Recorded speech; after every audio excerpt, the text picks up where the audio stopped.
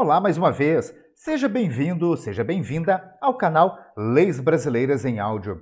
No dia de hoje daremos continuidade à leitura do Código de Processo Civil, CPC, entre os artigos 236 ao 275, que tratam da comunicação dos atos processuais. Nesse vídeo, vamos falar de citação, cartas e intimações. Antes de mais nada, a você que já nos acompanha, obrigado pela sua audiência. A você que está chegando agora, deixo aqui o meu convite para que você se inscreva no canal e ative as notificações para não perder nenhum dos vídeos. Isso é uma forma de você mostrar o seu apoio ao produtor do conteúdo. Ao final desse vídeo, se essa matéria for importante para você, de qualquer maneira, e você quiser me pagar um cafezinho, descubra como você pode fazer isso se tornando membro do canal. Vai lá e confere, é mais barato do que você imagina. Título 2, na comunicação dos atos processuais. Capítulo 1, disposições gerais. Artigo 236. Os atos processuais serão cumpridos por ordem judicial. Parágrafo 1º. Será expedida carta para a prática de atos fora dos limites territoriais do tribunal, da comarca, da seção ou da subseção judiciárias, ressalvadas as hipóteses previstas em lei. Parágrafo 2º. O tribunal poderá expedir carta para juízo a ele vinculado, se o ato houver de se realizar fora dos limites territoriais do local de sua sede. Parágrafo 3º. Admitem-se a prática de atos processuais por meio de videoconferência ou outro recurso tecnológico de transmissão de sons e imagens em tempo real. Artigo 237. Será expedida a carta, inciso 1, de ordem pelo tribunal, na hipótese do parágrafo 2º do artigo 236. Inciso 2, rogatória, para que órgão jurisdicional estrangeiro pratique ato de cooperação jurídica internacional relativo a processo em curso perante órgão jurisdicional brasileiro. Inciso 3, precatória, para que órgão jurisdicional brasileiro pratique ou determine o cumprimento, na área de sua competência territorial, de ato relativo a pedido de cooperação judiciária formulado por órgão jurisdicional de competência territorial diversa. Inciso 4, arbitral, para que órgão do Poder Judiciário pratique ou determine o cumprimento, na área de sua competência territorial, de ato objeto de pedido de cooperação judiciária formulada por juízo arbitral, inclusive os que importem efetivação de tutela provisória. Parágrafo único. Se o ato relativo a processo em curso na Justiça Federal ou em Tribunal Superior houver de ser praticado em local onde não haja vara federal, a carta poderá ser dirigida ao juízo estadual da respectiva comarca. Capítulo 2. Da citação. Artigo 238. Citação é o ato pelo qual são convocados o réu, o executado ou o interessado para integrar a relação processual. Parágrafo único. A citação será efetivada em até 45 dias a partir da propositura da ação. Artigo 239. Para a validade do processo, é indispensável a citação do réu ou do executado, ressalvadas as hipóteses de indeferimento da petição inicial ou de improcedência liminar do pedido. Parágrafo 1º. O comparecimento espontâneo do réu ou do executado supre a falta ou a nulidade da citação, fluindo a partir desta data o prazo para a apresentação de contestação ou de embargos à execução. Parágrafo 2º. Rejeitada a alegação de nulidade, tratando-se de processo de, inciso 1, conhecimento, o réu será considerado revel. 2. Execução. O feito terá seguimento. Artigo 240. A citação válida, ainda quando ordenada por juiz incompetente, induz litispendência, torna litigiosa a coisa e constitui mora o devedor, ressalvado o disposto nos artigos 397 e 398 da Lei 10.406 de 2002, o Código Civil. Parágrafo 1º. A interrupção da prescrição, operada pelo despacho que ordena a citação, ainda que proferido por juiz incompetente, retroagirá a data de propositura da ação. Parágrafo 2º. Incumbe ao autor adotar no prazo de 10 dias as providências necessárias para viabilizar a citação, sob pena de não se aplicar o disposto no parágrafo 1º. Parágrafo 3º. A parte não será prejudicada pela demora imputável exclusivamente ao serviço judiciário. Parágrafo 4º. O efeito retroativo a que se refere o parágrafo 1º aplica-se à decadência e aos demais prazos extintivos previstos em lei. Artigo 241. Transitada em julgado a sentença de mérito proferida em favor do réu antes da citação, incumbe ao escrivão ou ao chefe de secretaria comunicar-lhe o resultado do julgamento. Artigo 242. A citação será pessoal, podendo, no entanto, ser feita na pessoa do representante legal ou do procurador do réu, do executado ou do interessado. Parágrafo 1º. Na ausência do citando, a citação será feita na pessoa de seu mandatário, administrador, preposto ou gerente, quando a ação se originar de atos por eles praticados. Parágrafo 2º. O locador que se ausentar do Brasil sem cientificar o locatário de que deixou, na localidade onde estiver situado o imóvel, procurador com poderes para receber citação, será citado na pessoa do administrador do imóvel encarregado do recebimento dos aluguéis, que será considerado habilitado para representar o locador em juízo. Parágrafo 3º. A citação da União, dos Estados, do Distrito Federal, dos municípios e de suas respectivas autarquias e fundações de direito público será realizada perante o órgão de advocacia pública responsável por sua representação judicial. Artigo 243.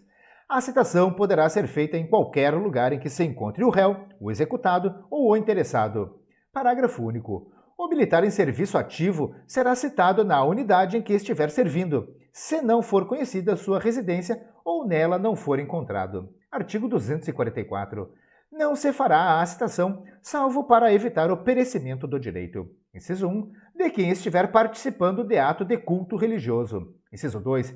De cônjuge, de companheiro ou de qualquer parente do morto, consanguíneo ou afim, em linha reta ou na linha colateral, em segundo grau, no dia do falecimento e nos 7 dias seguintes. Inciso 3. De noivos, nos 3 primeiros dias seguintes ao casamento. Inciso 4. De doente, enquanto grave o seu estado. Artigo 245.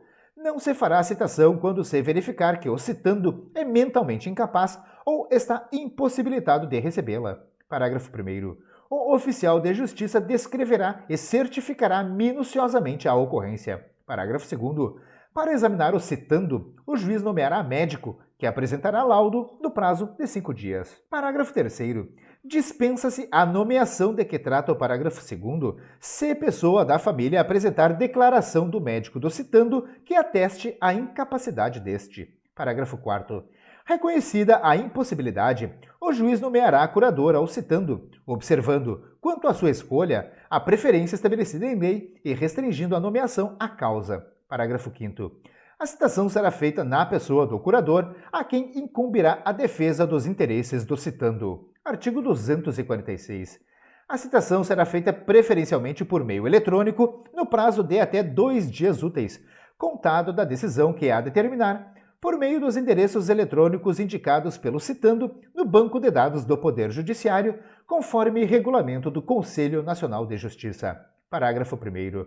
As empresas públicas e privadas são obrigadas a manter cadastro nos sistemas de processo em autos eletrônicos para efeito de recebimento de citações e intimações, as quais serão efetuadas preferencialmente por esse meio. Parágrafo 1º-A. A ausência de confirmação em até 3 dias úteis, contados do recebimento da citação eletrônica, implicará a realização da citação, inciso 1, pelo correio, inciso 2, por oficial de justiça, inciso 3, pelo escrivão ou chefe de secretaria, se o citando comparecer em cartório, inciso 4, por edital. Parágrafo 1º-B. Na primeira oportunidade de falar nos autos, o réu citado nas formas previstas nos incisos 1, 2, 3 e 4 do parágrafo 1º-A deste artigo deverá apresentar justa causa para a ausência de confirmação do recebimento da citação enviada eletronicamente. Parágrafo 1º-C. Considera-se ato atentatório à dignidade da justiça, passível de multa de até 5% do valor da causa, deixar de confirmar no prazo legal, sem justa causa, o recebimento da citação recebida por meio eletrônico. Parágrafo 2º. O disposto no parágrafo 1º aplica-se à União, aos Estados, ao Distrito Federal, aos municípios e às entidades da administração indireta. Parágrafo 3º. Na ação de uso capião de imóvel, os confinantes serão citados pessoalmente, exceto quando tiver por objeto unidade autônoma de prédio em condomínio, caso em que tal citação é dispensada. Parágrafo 4º. As citações por correio eletrônico serão acompanhadas das orientações para a realização da confirmação de recebimento e de código identificador que permitirá a sua identificação na página eletrônica do órgão judicial citante. Parágrafo 5º. As microempresas e as pequenas empresas somente se sujeitam ao disposto no parágrafo 1º deste artigo quando não possuírem endereço eletrônico cadastrado no Sistema Integrado da Rede Nacional para a Simplificação do Registro e da Legalização de Empresas e Negócios, REDESIM. Parágrafo 6º.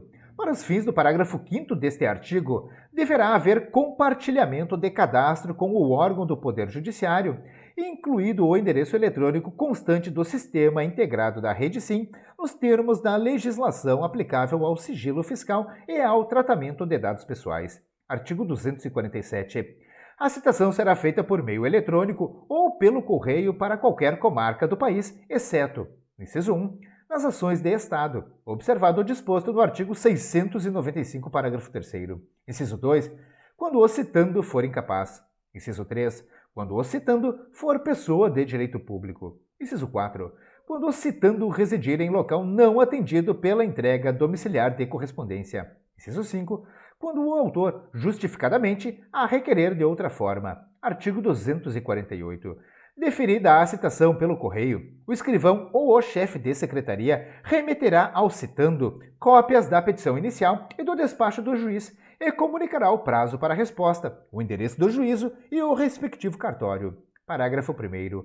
A carta será registrada para entrega ao citando, exigindo-lhe o carteiro, ao fazer a entrega, que assine o recibo. Parágrafo 2º.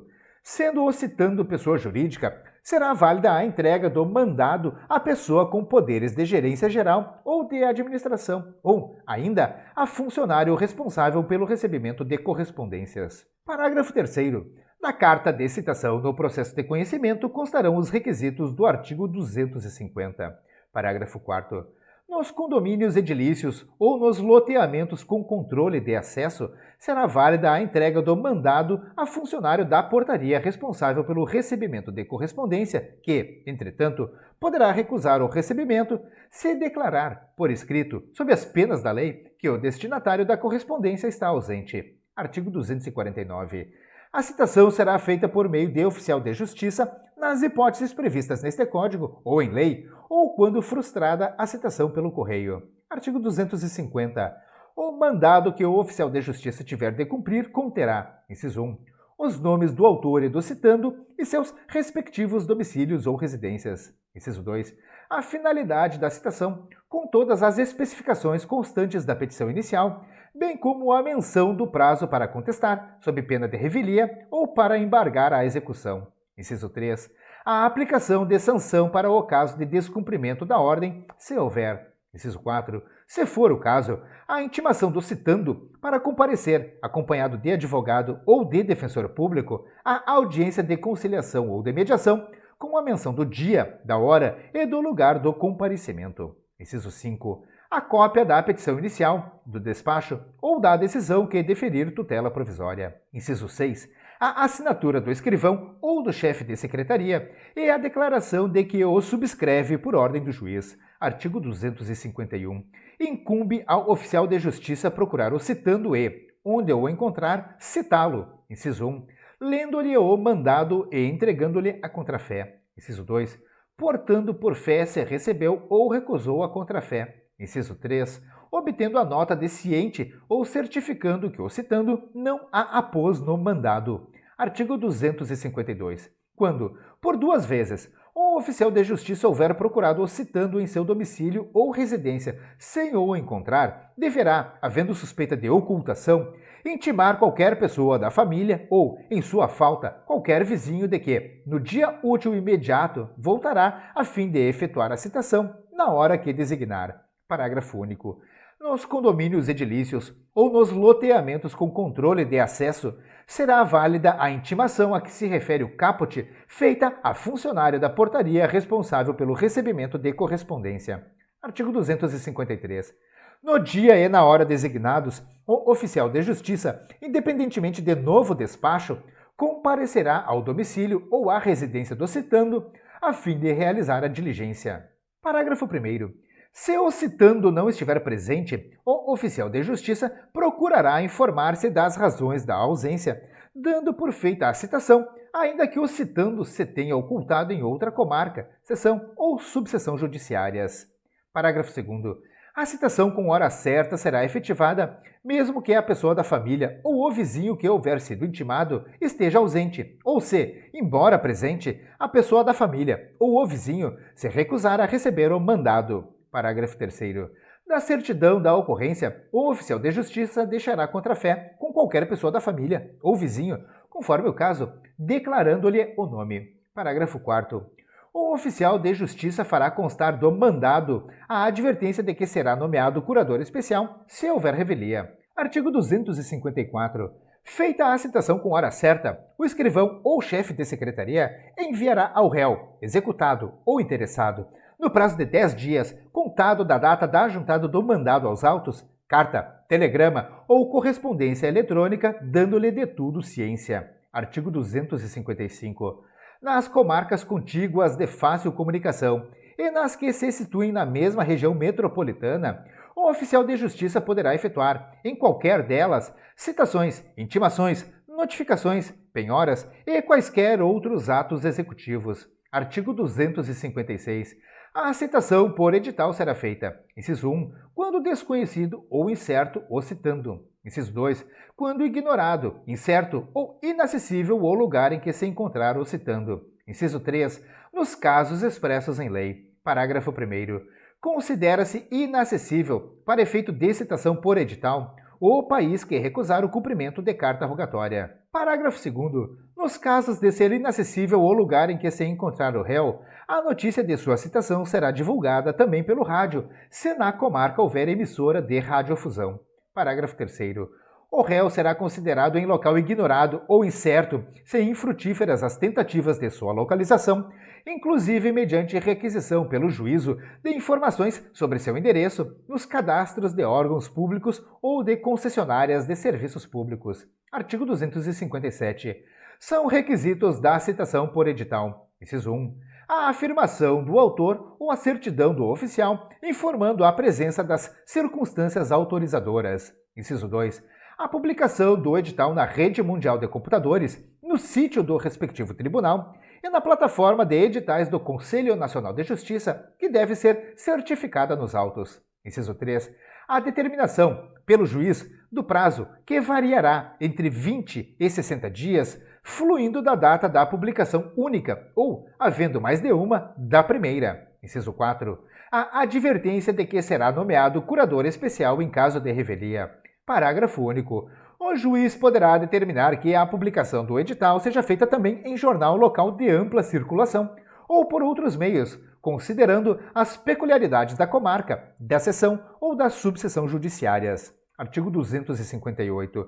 A parte que requerer a citação por edital, alegando dolosamente a ocorrência das circunstâncias autorizadoras para sua realização, incorrerá em multa de 5 vezes o salário mínimo. Parágrafo único. A multa reverterá em benefício do citando. Artigo 259. Serão publicados editais. Inciso 1. Na ação de uso campeão de imóvel. Inciso 2. Na ação de recuperação ou substituição de título ao portador. Inciso 3. Em qualquer ação em que seja necessária, por determinação legal, a provocação para participação no processo de interessados incertos ou desconhecidos. Capítulo 3. Das cartas. Artigo 260. São requisitos das cartas de ordem, precatória e rogatória. Inciso 1. A indicação dos juízes de origem e de cumprimento do ato. Inciso 2. O inteiro teor da petição, do despacho judicial e do instrumento do mandato conferido ao advogado. Inciso 3. A menção do ato processual que lhe constitui o objeto. Inciso 4. O encerramento com a assinatura do juiz. Parágrafo 1º. O juiz mandará trasladar para a carta quaisquer outras peças, bem como instruí-la com mapa, desenho ou gráfico, sempre que esses documentos devam ser examinados, na diligência, pelas partes, pelos peritos ou pelas testemunhas. Parágrafo 2º. Quando o objeto da carta for exame pericial sobre documento, este será remetido em original, ficando nos autos reprodução fotográfica. Parágrafo 3º. A carta arbitral atenderá, no que couber, aos requisitos a que se refere o caput e será instruída com a convenção de arbitragem e com as provas da nomeação do árbitro e de sua aceitação da função. Artigo 261. Em todas as cartas, o juiz fixará o prazo para cumprimento, atendendo à facilidade das comunicações e à natureza da diligência. Parágrafo 1º. As partes deverão ser intimadas pelo juiz do ato de expedição da carta. Parágrafo 2º. Expedida a carta, as partes acompanharão o cumprimento da diligência perante o juízo destinatário, ao qual compete a prática dos atos de comunicação. Parágrafo 3º. A parte a que interessar o cumprimento da diligência cooperará para que o prazo a que se refere o caput seja cumprido. Artigo 262. A carta tem caráter itinerante, podendo, antes ou depois de lhe ser ordenado o cumprimento, ser encaminhada a juízo diverso do que dela consta, a fim de se praticar o ato. Parágrafo único. O encaminhamento da carta a outro juízo será imediatamente comunicado ao órgão expedidor, que intimará as partes. Artigo 263. As cartas deverão, preferencialmente, ser expedidas por meio eletrônico, caso em que a assinatura do juiz deverá ser eletrônica, na forma da lei. Artigo 264. A carta de ordem e a carta precatória por meio eletrônico, por telefone ou por telegrama conterão, em resumo substancial, os requisitos mencionados no artigo 250, especialmente no que se refere à aferição da autenticidade. Artigo 265.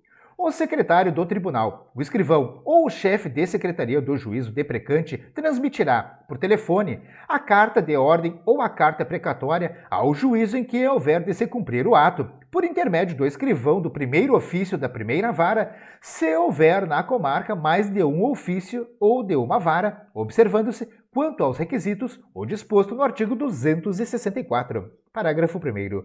O escrivão ou o chefe de secretaria, no mesmo dia ou no dia útil imediato, telefonará ou enviará mensagem eletrônica ao secretário do tribunal, ao escrivão ou ao chefe de secretaria do juízo deprecante, lendo-lhe os termos da carta e solicitando-lhe que os confirme. Parágrafo 2º. Sendo confirmada, o escrivão ou o chefe de secretaria submeterá a carta a despacho. Artigo 266.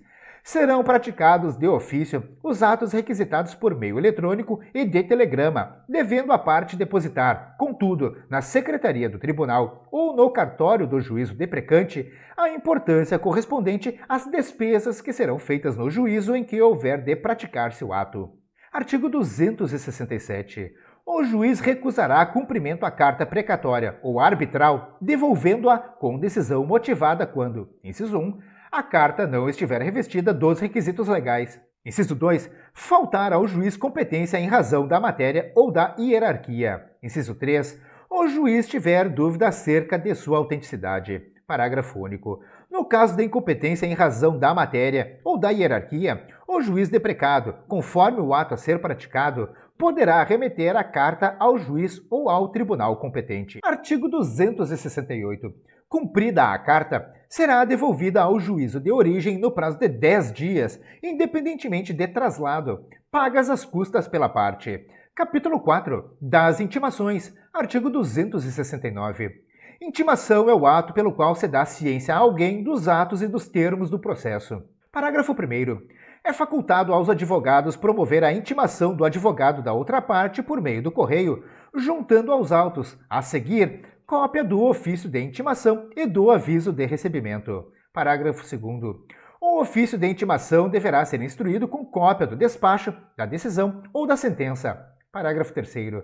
A intimação da União, dos Estados, do Distrito Federal, dos municípios e de suas respectivas autarquias e fundações de direito público será realizada perante o órgão de advocacia pública responsável por sua representação judicial. Artigo 270.